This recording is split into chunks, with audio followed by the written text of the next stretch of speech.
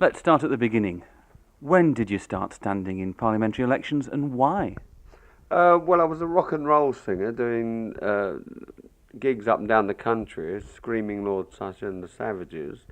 And then at one stage, I noticed there was a lot of young people coming to me with 2 or 3 kids, and they couldn't vote. So I thought this was rather strange. They couldn't vote until they're 21, although they could have a grown-up family. So I decided at a next by-election to stand as a candidate, and lo and behold, along come the Perfumo scandal, and I thought, well, I can set a better example than that. So why not go for this? And as I was campaigning mainly for votes at 18, I campaigned under the banner of the National Teenage Party. That was for votes at 18, commercial radio, and to abolish the 11 plus. It all sounds very sensible. Yes, it was very sensible. We also had votes for pets, because we thought if people had a pet, they should be allowed, if they have it in the house, if it's a big dog, they should be allowed to have a vote, because at that time you had to pay a dog licence, so if you had to pay a licence for it, why shouldn't it be counted as one of the family and have a vote? So that part of it got a bit laughed off, but so did the votes at 18. And lo and behold, I stood in that same year, 1963, against Harold Wilson at Highton in Liverpool, and a second time in 1966. And then by then we got through with the votes at 18 in the commercial radio. So some of our policies have been accepted over the years. It's not just tongue-in-cheek fun stuff. So really what you're saying is that you're not a loony at all. Not an out loony. We have a serious message done through humour, and that's why it's called now the official Monster Raving Loony Party. And that was formed in 1983, and has now stood in a lot of elections. 2 general elections, and now we're getting ready for the 3rd general election. And we're on standby. All my troops are on red alert, ready for when Maggie names the day, and we'll be off and running. With confidence of a great success. Yes, because we've had a lot of success recently. We've got our first Councillor Alan Hope in Ashburton in Devon. He's a councillor there, and he works very hard, but he has to prove himself, so he works twice as hard as the other councillors. And just recently we had a tremendous victory in Bootle, where we actually beat a major party, and that was Dr. David Owen's STP party. And when they first started, they said they were going to break the mould of British politics. And in the end, he did break the mould of British politics by being the first major party to be beaten by the Monster Raving Loony Party.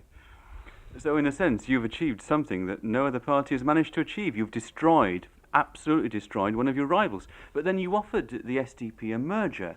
Would you be willing to stand aside if Dr. Owen insisted on being the leader of the merged party? Yes, I've offered him this job because I've told him we've got a very sick party and we need a doctor in charge. And he is the man for the job who can actually lead us down the road to nowhere. But we would like him to take part in the Monster Raving Loony Party, come out the closet and join the Monster Raving Loony Party, because I feel if he joined us, it would be front pages all around the world, and we would have a documentary, if not a film, made of the official Monster Raving Loony Party, and maybe even a book, because I'm actually finished writing a book, and we're just looking to get a publisher and print the thing. 27 years then, standing in parliamentary by-elections.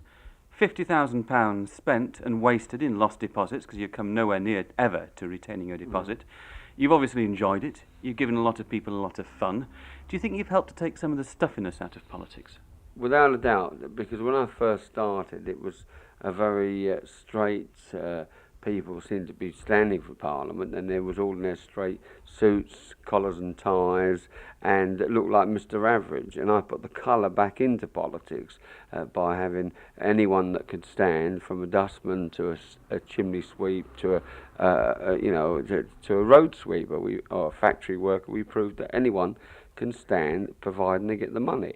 Of at the time £150 to stand for Parliament, but unfortunately I was named in Parliament. They said frivolous candidates like Screaming Lord Sutch is keep standing for Parliament for publicity. So we're going to arrange to have it raised from 150 to 1,000. But the Liberal Party at the time and the Labour objected to this, so they all agreed on £500, and that's been raised from 150 to 500. And I think it should be actually not raised from 150; it should be reduced to say 35 to 40 pounds, and that means that everyone that's on the dole and out of a job can stand for Parliament and put their points of view forward. Listeners overseas, and the World Service has a large, obviously, most of its listeners live overseas, won't know you from the papers and from television reports. You've got a particular style, shall we say, and also a particular gear which you wear during your canvassing and at counts. Can you describe what you wear? Well, our colours are yellow and black because no one wanted yellow because they said it was the frighten off colour. So we are yellow and black. And what I have is the leopard skin or tiger skin outfit. So I always campaign in a fluorescent lurex leopard skin outfit with a top hat to match and great big badges with Vote Lord Sutch or Vote Raving Loony, or Don't Blame Me, I Voted Raving Loony on this adverts all over the place, and we've done very, very well. And one of our main policies for the people all around the world that's listening is what we want to do in the Monster Raving Loony Party is to stop the Channel Tunnel, but not put the people out of work. We want to divert it and have it linked up with Guernsey and Jersey, and then once we've done that, we can call ourselves as a tax haven, Great Britain. And then we can look at Switzerland and whatever rates they offer these money to invest or even hide their money in Switzerland, we can tell them to invest it in Great Britain. And all this money from the pop singers to the movie world to athletes, it's all been hidden in Switzerland or come back over to England. And then we'll be able to build great monster lands on the side of the same sort of thing as Disney Worlds and Disneylands all across Great Britain and in Scotland, and we can turn the Houses of Parliament into a great Disneyland and have it as a luxury hotel where Japanese, American and German businessmen can stay there, have a lunch and have a good sleep. But seriously though, when you stand for by-elections, you go down and play a couple of gigs, don't you? Yes, because I've been a rock and roll singer for many, many years, Screaming Lord Sutch and the Savages, and a lot of big, massive names have come out of my band, the Savages. Actually, two are Led Zeppelin, which is Jimmy Page and John Bonham, two are Deep Purple, which is Richie Blackmore, and, I forget his other name, but the bass player, and also Nicky Hopkins, who went with the Rolling Stones, and Keith Moon, who was with The Who. These have all been in my Savages over the year. And I've made actually 2 LPs, which sold very well in America on the Atlantic label called Lord Sutch and Heavy Friends. And on that, we're all ex-Savages, Jimmy Page, Jeff Beck, Richie Blackmore, Nicky Hopkins, and Matthew Fisher, who was the organist on A Wider Shade of Pale. So the rock and roll and politics has been going now for nearly 30 years, and this has kept me sane because too many rock and rollers get too involved with their music only, and an outlet they see to drink or drugs, and then they end up dead. So I've found that keeping to politics, to change my hat and change my views in life and have another interest has kept me sane. All those names you mentioned, they were my heroes from the days of my youth. I mean, Yes. Led Zeppelin, Deep Purple, all these people. Yes. But let me put it to you. I mean, I've heard it said that the reason why you stand in by-elections is because it keeps your name in front of the public. I mean, here you are as a rock singer approaching 50. Most of those big names, not all, but most of those big names have bowed out of the scene.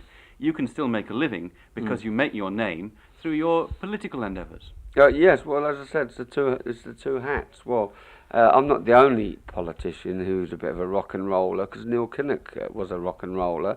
in Wales along with Tom Jones. He had a little rock and roll band, played in Cardiff and Swansea, and I've got a side bet with Neil Kinnock, who's going to be the first rock and roll Prime Minister. We've got a £10 side bet, so I hope to be winning this bet when the people come to their senses and all vote for the Monster Raving Loony and my massive candidates, which I will have in the next election, especially if we can re-erect, I said re-erect, the two Davids. That's David Owen and David Sutch. One final question. Have you got a message to those loonies around the world who don't have a loony party to vote for?